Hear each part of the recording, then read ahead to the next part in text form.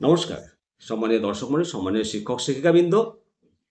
এসএসসির 10 নম্বর মামলা আবার সুপ্রিম কোর্টে। যোগ্য শিক্ষকদের ভবিষ্যৎ নিয়ে বড় প্রশ্ন। বন্ধুরা, এসএসসির 10 নম্বর সংক্রান্ত মামলা নিয়ে চাকরি প্রার্থীদের মধ্যে একটা আবার উদ্বেগ তৈরি হয়ে গেছে।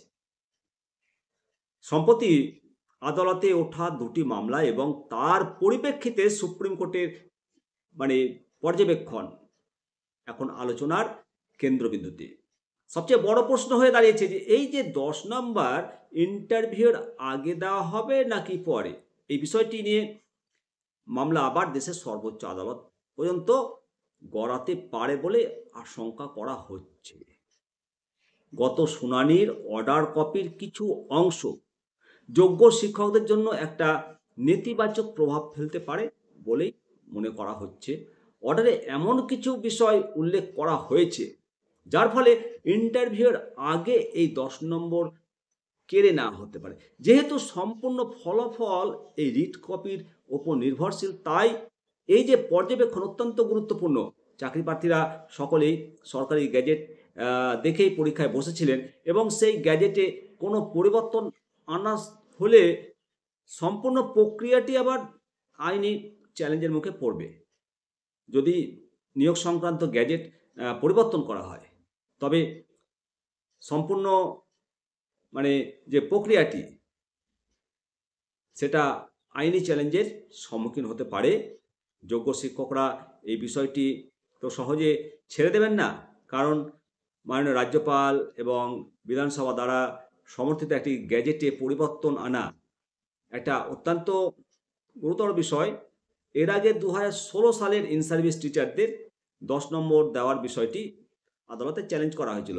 সেখানে পিটিশনাররা এই নাম্বার দেওয়ার বিরুদ্ধে সওয়াল করেছিলেন। অবশ্য এই যে বিতর্কের গভীরে যাওয়ার জন্য কয়েকটি পুরনো মামলার কথা আপনাদেরকে জানাই। গোপা বিশ্বাস এবং অনির্বাণ পাল মামলা। গোপা বিশ্বাসের মামলা কেয়ার অফ ফেরদৌস তামিম, অনির্বাণ পাল মামলার প্রসঙ্গে উঠে এসছে বর্তমানে। অনির্বাণ পাল মামলার রিট কপির 12 নম্বর পেজে স্পষ্টভাবে লেখা আছে যে 2016 সালের আপার প্রাইমারি নিয়োগের গ্যাজেট নোটিফিকেশন টিচিং এক্সপিরিয়েন্সের জন্য নাম্বারের কোনো উল্লেখ ছিল না, কিন্তু 2022 সালের নিয়ম অনুযায়ী এই টিচিং এক্সপিরিয়েন্স মার্কস আগেই অনির্বাণ পাল মামলায় চ্যালেঞ্জ করা হয়েছিল।